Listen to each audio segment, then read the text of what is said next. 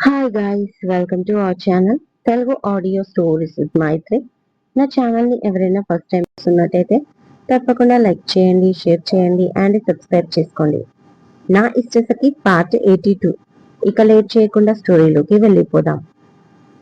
ప్రేమలోని కాదు, పెళ్లిలో కూడా నేను సక్సెస్ అవ్వలేదు అనడానికి నేను ఒక ఎగ్జాంపుల్గా మిగిలిపోతానేమో అని దేవాంశ్ అనగానే, ప్లీజ్ మిస్టర్ మిత్తల్, అలా మాట్లాడకండి. అది కూడా మీరు. మా విషయంలో అస్సలు బాధపడకండి. నిజానికి మీ రేంజ్కి మేము అసలు సరిపోం. మీరున్న స్థాయికి గొప్ప ఇంటి నుంచి వస్తుంది మీ కాబోయే భార్య అంటుంది ఈషిక చాలా బాధగా. ఆమె గొంతులో సాడ్ ఫీలింగ్ అతనికి తెలుస్తుంది. నాకంత ఆశ లేదులే ఈషిక. మీ మిడిల్ క్లాస్లే నన్ను రిజెక్ట్ చేస్తున్నారు. ఇక ఒక లెవెల్లో బ్రతికిన అమ్మాయి వస్తే నన్ను యాక్సెప్ట్ చేస్తుందా? అంత ఆశ నాకు లేదు. కొంతమందికి అన్నీ రాసి ఉండవు ఇషిక. కొన్ని జీవితాలు ఇంతే అన్నాడు వస్తున్న నవ్వుని అతి కష్టంగా ఆపుకుంటూ మరీ దేవాంశ్ డల్ గా యాక్టింగ్ చేస్తూ. ఎందుకు లేదు? లైఫ్ లో ఒక్కసారి ఓటమి ఎదురైతే మళ్ళీ మళ్ళీ అదే ఎదురవుతుందా? ఇంత పెద్ద బిజినెస్ మ్యాన్ అయ్యుండి మీరు మాట్లాడాల్సిన మాట కాదు. ఎన్ని సంవత్సరాలుగా ఎంత సక్సెస్ఫుల్ గా బిజినెస్ ని రన్ చేస్తూ ఎన్ని అప్ అండ్ డౌన్స్ చూసి ఉంటారు బిజినెస్ లో అంటుంది ఈషిక. బిజినెస్ లో సక్సెస్ అయితే సరిపోదు ఈషిక, లైఫ్ లో కూడా అవ్వాలి కదా. అప్పుడే మిస్టర్ పర్ఫెక్ట్ అనిపించుకుంటారు.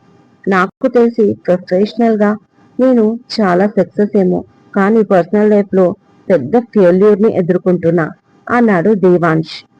అదేం కాదు, మీరు చాలా సక్సెస్ మ్యాన్. అది మీకు తెలియట్లేదు. ఇప్పుడంటే అన్నారు, కానీ మరొకసారి అలా అనకండి అంటుంది ఈషిక ఆవేశంగా. నాకు నమ్మకం లేదు ఈషిక.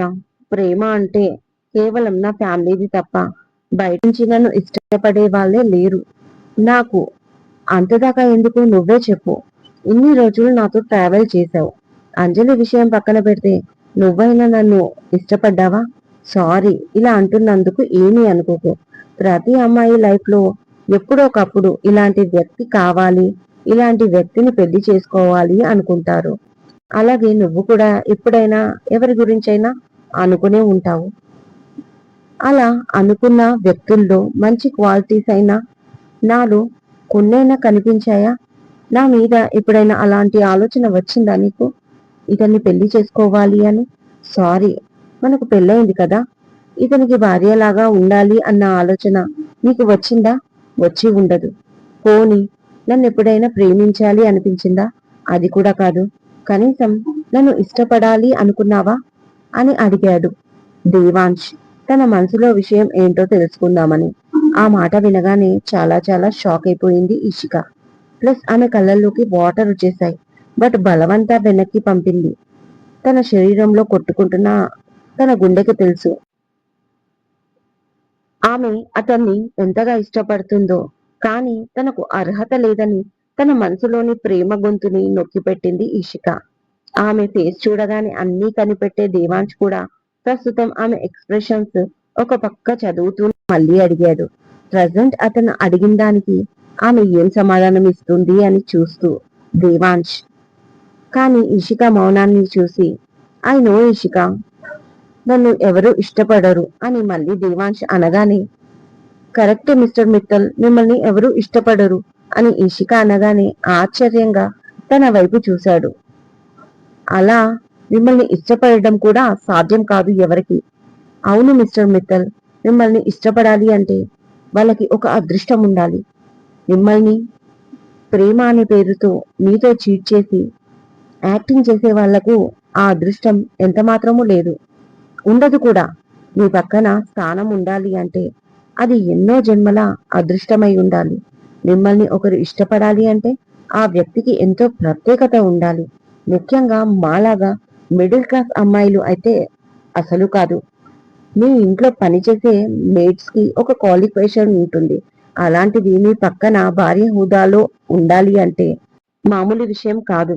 అది చాలా పెద్ద పోస్ట్ మిస్టర్ మిత్తల్. మీ అందానికి, హుందాతనానికి, మీ రాజసానికి మీ పక్కన నిలబడడం కాదు కదా, కనీసం మీ నీడ మా పైన పడడానికి కూడా మాకు అస్సలు అస్సలు అర్హత లేదు. కాబట్టి నాకు మీ మీద గౌరవం, అభిమానం తప్ప మీరు అనుకునేలాగా నాకు ఎప్పుడు అలాంటి ఆలోచన లేదు, రాదు కూడా అని చెప్పింది ఇషిక తల వంచుకొని. ఆమె మాటకి ఆమె మనసులో తనకి ఎలాంటి స్థానం ఉందో అర్థం చేసుకుంటున్న దేవాంశ్ సైలెంట్ గా ఆమెని చూస్తున్నాడు. కానీ ఒకటి మాత్రం చెప్పగలను, మీ మనసు చాలా గొప్పది. మీరు ఇన్నేళ్ల తర్వాత వైభవ్ వాళ్ళ ఫ్యామిలీని కలిసి మీ తమ్ముడు గురించి ఆలోచిస్తున్నారు. నిజంగా మీరు ఈ ప్రపంచంలోనే మంచి అన్నయ్య. అది మాత్రమే కాదు, మీలో ఒక మంచి కొడుకు, ఒక బాధ్యత గల మనవడు ఉన్నాడు. తప్పు చేస్తే శిక్షించి వెంటనే క్షమించే ఒక అన్నయ్య కూడా ఉన్నాడు. ఇక్కడితో మీ లైఫ్ అయిపోలేదు మిస్టర్ మిత్తల్. ఇక పైనే మొదలవుతుంది. అన్నీ మర్చిపోయి మీ కొత్త లైఫ్ ని స్టార్ట్ చేయండి. అంతేకాని ఇలా చిన్న చిన్న విషయాలకి బాధపడకూడదు. పైగా ఇలాంటి సంతోషకరమైన సందర్భంలో అని ఇషిక అనగానే అప్పుడే తమ రూమ్ డోర్ ఎవరో నాక్ చేశారు. ప్లీజ్ కమిన్ అన్నాడు దేవాంశ్. అప్పుడే లోపలికి మెయిడ్ వచ్చి, సార్ మిమ్మల్ని పెద్దమ్మ గారు డిన్నర్ కి రమ్మంటున్నారు, అండ్ మేడం మిమ్మల్ని కూడా అనగానే, ఓకే ఇప్పుడే వస్తున్నాం అంటున్న ఇషిక మాట కంప్లీట్ కాకముందే, మేడం మొన్న అవుట్ హౌస్ లో గెస్ట్ గా ఉన్న జాన్ అబ్రహం గారు అక్కడికే మిమ్మల్ని తనకి ఫుడ్ తీసుకురమ్మన్నట్టు చెప్పాడు అని మెయిడ్ అనగానే ఇషిక షాక్ అయిపోయింది. వెంటనే గుబులుగా దేవాంశ్ వైపు చూసింది. ఇప్పుడు ఈయన నా గురించి ఏమనుకుంటాడు అన్నట్లుగా ఉంది ఆమె ఫేస్. అలా ఆమెను చూసి చాలా వరకు నవ్వుని కంట్రోల్ చేసుకున్న దేవాంశ్, సో సారీ ఇషిక, నీ టైం వేస్ట్ చేస్తున్నాను. ఈ మధ్య చాలా బిజీగా ఉన్నట్లున్నావు ఈ ప్రోగ్రాంల వల్ల. అది కాక జాన్ అవుట్ హౌస్ కి షిఫ్ట్ చేసేసరికి నీకు ప్రైవసీ కూడా లేకుండా పోయింది. I'm so sorry. నేను ఈ విషయం గురించి అస్సలు ఆలోచించనే లేదు. ఏదో జాన్ ని గెస్ట్ లాగా మన ఇంటికి ఆహ్వానించాను తప్ప. ఎనీవేస్, ఇప్పుడు ఈ విషయం వదిలేసి నువ్వు హ్యాపీగా అవుట్ హౌస్ కి వెళ్ళి మీరిద్దరూ కలిసి హ్యాపీగా డిన్నర్ చేయండి. కావాలంటే నేను మా నానమ్మని మేనేజ్ చేస్తాను అని చెప్పాడు దేవాంశ్. ఇక ఇషికాకి సడన్ గా కోపం పిక్స్ లోకి వెళ్ళింది. ఏంటి మేనేజ్ చేసేది? వాడేమైనా నా బాయ్ ఫ్రెండా? ఈయన ఒకరు వేరే విషయాల్లో అయితే ఎన్నో జన్మల శత్రుత్వం ఉన్నట్లు ప్రవర్తిస్తాడు. ఈ విషయంలో మాత్రం చెప్పలేనంత కోఆపరేట్ చేస్తున్నాడు. నా దరిద్రం కాకపోతే నా అవసరానికి లేక లేక సృష్టించిన ఒక అబద్ధాన్ని ముందరొచ్చి నిలబడింది.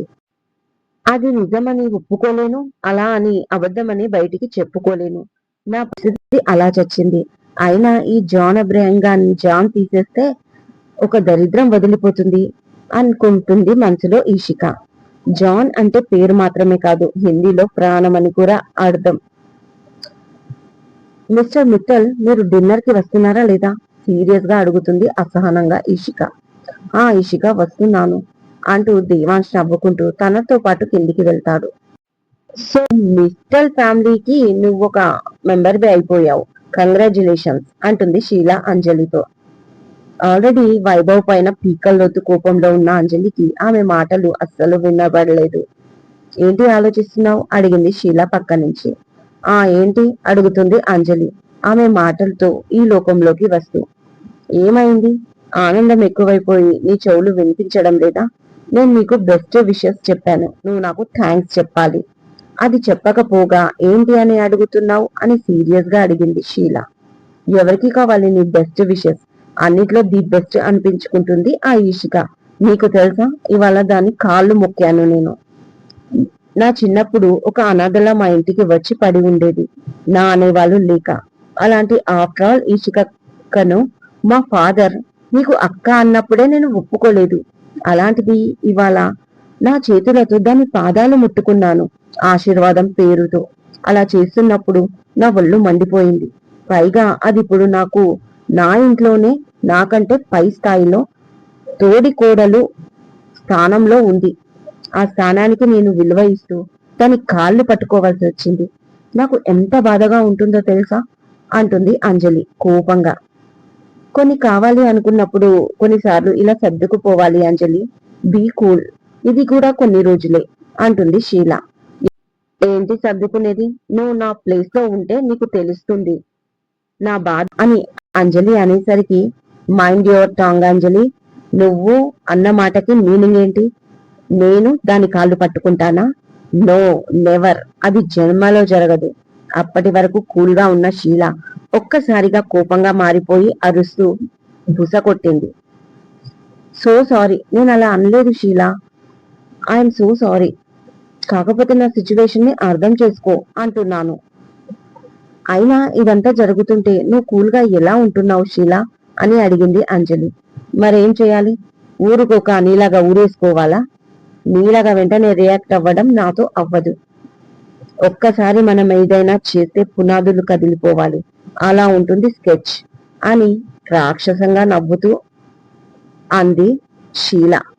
ఏమో, నాకేమీ అర్థం కావట్లేదు.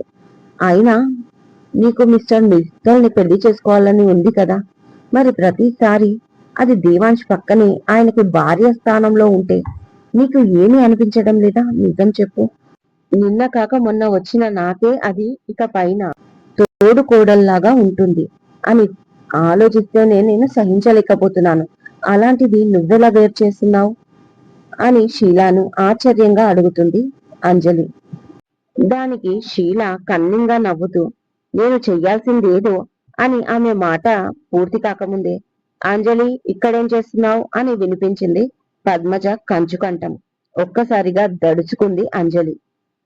వాళ్ళు మాట్లాడుకుంటున్న టాపిక్ అక్కడే ఆగిపోయింది. అది ఆంటీ, నేను షీలాని డిన్నర్ చేయడానికి ఇన్వైట్ చేస్తున్నాను అంటుంది అంజలి.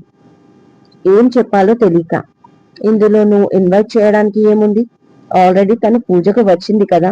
ఏమా, నువ్వేమైనా కొత్త పిల్లవా ఇంటికి? రండి డిన్నర్ చేద్దాం, ఇప్పటికి చాలా లేట్ అయింది అంటూ ఫుడ్ సెక్షన్ వైపు తీసుకెళ్ళింది ఇద్దరిని. అంజలి ఇక పైన నేను చెప్పిన ఫుడ్డే నువ్వు తీసుకోవాలి అంది పద్మజ. ఓకే ఆంటీ అంటుంది చెప్పగా అంజలి. ఒక కప్పు వైట్ రైస్, 2 చపాతీలు, 4 రకాల వెజ్ కర్రీస్, 3 రకాల పప్పులు, ఇంకా సలాడ్ పద్మజ ప్లేట్ లో పెట్టి ఇవ్వగానే నీరసం వచ్చింది అంజలికి. అదేంటి అంత సింపుల్ గా సర్వ్ చేస్తున్నారు? అక్కడ వెజిటబుల్ రైస్ ఇంకా పన్నీర్ మసాలా, పన్నీర్ లో రకరకాల డిషెస్ ఉన్నాయి. బ్రింజాల్ మసాలా, చోలే కుర్మా, ఇంకెన్నో వెరైటీస్ టిక్కీస్, ఇంకా సైడ్ డిషెస్ కూడా ఉన్నాయి కదా ఆంటీ అంటుంది షీల. ఐ నో షీల, బట్ అవన్నీ అంజలి హెల్త్ కి మంచిది కాదు. తను ఇప్పుడు హెల్దీ ఫుడ్ తినాలి, ఎందుకంటే ప్రెగ్నెంట్ కదా.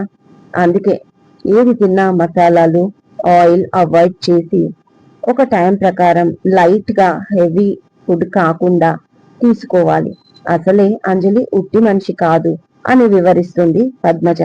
వాట్ ద హెల్, ఏంటి నా పైన ఈమె డామినేషన్? నేను ప్రెగ్నెంట్ గా మాత్రమే ఉన్నాను, నాకేం పెద్ద రోగం రాలేదు. అందరూ ఫుడ్ ని ఎంజాయ్ చేస్తే నేను మాత్రం మందులా తినాలా ఏంటి? అసలు ఈ వైభవ్ ఎక్కడికి వెళ్ళాడో అనుకుంది అంజలి మనసులోనే. బయటికి అనే ధైర్యం లేదు కదా పాపకి. మరి అప్పుడే ఈషికా దేవాంశ్ ఫుడ్ సెక్షన్ వైపు వస్తూ కనిపించారు. అంతే, అప్పటి వరకు పద్మజ వైభవ్ మీద ఉన్న కోపం కాస్త ఈషిక మీదికి మళ్ళింది అంజలిది. ఇక కళ్ళతోనే నిప్పులు కురిపించింది వాళ్ళని చూస్తూ. మీ జాన్ అబ్రహం అక్కడ ఉన్నాడు, వెళ్ళి మీరిద్దరు కలిసి డిన్నర్ చేయండి, లేకపోతే మీ జాన్ అప్సెట్ అయిపోయి అలిగితే బాగుండదు అన్నాడు దేవాంశ్. అలా అనగానే ఏంటి ఆ పిడకముఖం నా పైన అలిగేది? అయినా మిస్టర్ మిత్తల్ వాడి విషయంలో చాలా ఎక్కువ ఆలోచిస్తున్నాడు. నేను కూడా నా అవసరానికి అబద్ధం చెప్పాను కదా, అది ఇప్పుడు నిజమై కూర్చుంది. ఇప్పుడు ఎలాగైనా వెళ్ళి ఇక్కడి నుంచి వాడిని పంపియాలి. కానీ వాడు కదిలేలా లేడు. ఏం చేయాలో అర్థం కావట్లేదు. మిస్టర్ మిత్తల్ నా గురించి ఎంత తప్పుగా అనుకుంటున్నాడో అని ఫీల్ అవుతుంది ఈషిక. ఇంకా ఏం ఆలోచిస్తున్నావు? పర్లేదు, మా ఇంట్లో వాళ్ళని నేను మేనేజ్ చేస్తాను అనగానే ప్రతిసారి మేనేజ్ చేస్తాను అనకండి మిస్టర్ మిత్తల్. ఎలాగో త్వరలో ఇక్కడి నుంచి వెళ్ళిపోతాను కదా, అప్పుడు చేసుకోండి మేనేజ్, ఇప్పుడు అవసరం లేదు అంటూ కోపంగా జాన్ అబ్రహం దగ్గరికి వెళ్ళింది. వెళ్ళి మిస్టర్ జాన్ గారు ఇంకా తినలేదా అని పైకి నవ్వుతూ అడిగింది. ఏంటి ఇష్యూ అలా మాట్లాడుతున్నావు? నేను వచ్చి 3 days అవుతుంది, ఒక్క రోజు కూడా నన్ను కలవలేదు. నేను ఎంత మిస్ అవుతున్నానో తెలుసా అని జాన్ అనగానే ఏంట్రా మిస్ అయ్యేది? అసలు ఎవ్వడ్రా నువ్వు నన్ను మిస్ అవ్వడానికి? నీకు ఎంత ధైర్యం ఉంటే అలా అంటావు? అయినా నీకు ఒకసారి చెప్తే అర్థం కాదా? ఇక్కడి నుంచి వెళ్ళిపోమ్మన్నాను కదా, నీకు చావాలని ఉందా? ఆల్ రైట్, అటు చూడు అంటూ దేవాంశ్ ని చూపించి అతను పైకి నార్మల్ గా లోకానికి బిజినెస్ మ్యాన్ లాగా కనిపిస్తాడు. కానీ లోపల ఒక పెద్ద సైకో ఉన్నాడు. చూడడానికి సాఫ్ట్ గా ఉంటాడు, కానీ కోపం వచ్చిందనుకో అప్పుడు నువ్వు కనిపించకుండా మిస్ అయిపోతావు. దాంతో నువ్వు మిస్ అయ్యావని నువ్వు ఇంట్లో వాళ్ళు పోలీస్ కంప్లైంట్ ఇవ్వాలి. అయినా కూడా వాళ్ళకి నీ బాడీ దొరకదు అని ఇషిక అనగానే, ఏంటి నిజమా? ఎప్పుడు చెప్పలేదే ఇష్యూ నువ్వు అతని గురించి అని జాన్ అబ్రహం మాట పూర్తి కాకముందే, రేయ్ నువ్వు మళ్ళీ క్యారెక్టర్ లోకి వెళ్ళిపోతున్నావు, ముందు నీ రియాలిటీలోకి రా. చెప్పాను కదా, అతను పైకి బిజినెస్ మ్యాన్ లాగే ఉంటాడు, కానీ లోపల పెద్ద మాఫియా డాన్ ఉన్నాడు. ఎవరు ఎదురొచ్చినా వాళ్ళని ఎదురు లేకుండా, అసలు వాళ్ళకి బతుకు లేకుండా చేస్తాడు. అతని ఈగో హర్ట్ అవ్వని రోజులే మనుషులకు విలువ ఇస్తాడు. బట్ అతని ఈగో హర్ట్ అయ్యిందనుకో ఇక ఆ మనిషి నన్ను నా ఇష్టం లేకుండా, అట్లీస్ట్ నా ఇష్టం కూడా అడగకుండా ఎత్తుకొచ్చి మరి బలవంతంగా పెళ్లి చేసుకున్నాడు. అందుకే నీ మంచి కోరి చెప్తున్నా అని ఇషిక అనగానే, అవును తెలుసు, నీ చెల్లెలు పెళ్లి నుంచి పారిపోతే నిన్ను మిస్టర్ మిత్తల్ ఎత్తుకొచ్చి పెళ్లి చేసుకున్నాడు కదా అని జాన్ అనగానే ఈషిక షాక్ అయిపోయింది. వీడికెలా తెలుసు ఈ విషయం అని ఆలోచిస్తూనే, చూడు అతనికి ఏదైనా నచ్చినా ప్రాబ్లం, నచ్చకపోయినా ప్రాబ్లమే. దానికి నేనే ఉదాహరణ. నేను బాగా నచ్చానంట, అందుకే పారిపోయిన మా చెల్లెల్ని పట్టుకోకుండా వదిలేసి మరీ నన్ను పెళ్లి చేసుకున్నాడు. నేను ఎంత ఏడ్చినా పట్టించుకోలేదు. చాలా రోజులు బతిమాలి మా తమ్ముణ్ణి వదిలి నేను ఉండలేను అని చెప్తే అప్పుడు కాస్త కరుణ చూపించి వాణ్ణి కూడా ఇక్కడికే తీసుకొచ్చి పెట్టాడు. కానీ నన్ను మాత్రం వదలలేదు. ఆయనకి నేనంటే చాలా ఇష్టం. నేను ఏది చెప్తే అది వింటాడు. అలాగే ఇప్పుడు కూడా నీ విషయంలో ఒకే ఒక మాట, నువ్వు నన్ను ఇబ్బంది పెడుతున్నావు అని చెప్పాననుకో, నువ్వు పారిపోవడానికి కూడా నీ కాళ్ళు చేతులు సహకరించనంతగా నీ బాడీ డ్యామేజ్ అయిపోతుంది. నిన్ను ఎవరు ఇక్కడికి పంపించారు? నువ్వు రావడం వెనకాల నీ ఉద్దేశం ఏంటి? ఇలా నాటకం ఆడితే నీకేంటి లాభం? ఈ విషయాలన్నీ ప్రస్తుతం నాకు అనవసరం. నేను చెప్పేది ఒకటే, నువ్వు మాత్రం వచ్చిన దారిన వెళ్ళిపో, లేదంటే డైరెక్ట్ గా పైకి వెళ్తావు. నీకు జీవితం మీద ఆశ ఉంటే నేను చెప్పేది చెయ్యి, వినకుంటే నీకు మాత్రం నీ బ్రతుకు అధోగతి అవుతుంది. త్వరగా ఒక నిర్ణయం తీసుకో. అండ్ ఇంకో విషయం, నువ్వు మరొకసారి నా ఫ్యామిలీ ముందు నన్ను ఇష్యూ డార్లింగ్ అని పల్లె పిలిస్తూ పిలిచావనుకో, నెక్స్ట్ కంప్లైంట్ వెళ్ళేది నా క్యాప్టెన్ కి.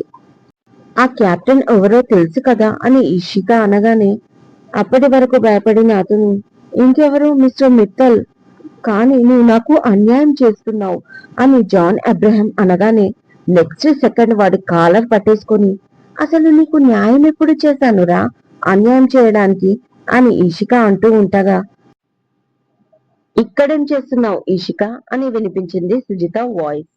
వెంటనే అటు వైపు తిరిగి, ఆంటీ వస్తున్నాను అంటూ దగ్గరికి వెళ్ళింది ఇషిక. దేవా నీకోసం చూస్తూ ఉన్నట్టు ఉన్నాడు, ఇద్దరు వెళ్ళి డిన్నర్ చేయండమ్మా, లేట్ అయింది కదా అని సుజిత అంటూ ఉండగా, ఈషు ఇంకా ఎంతసేపు అంటూ దగ్గరికి వచ్చాడు జాన్ అబ్రహం.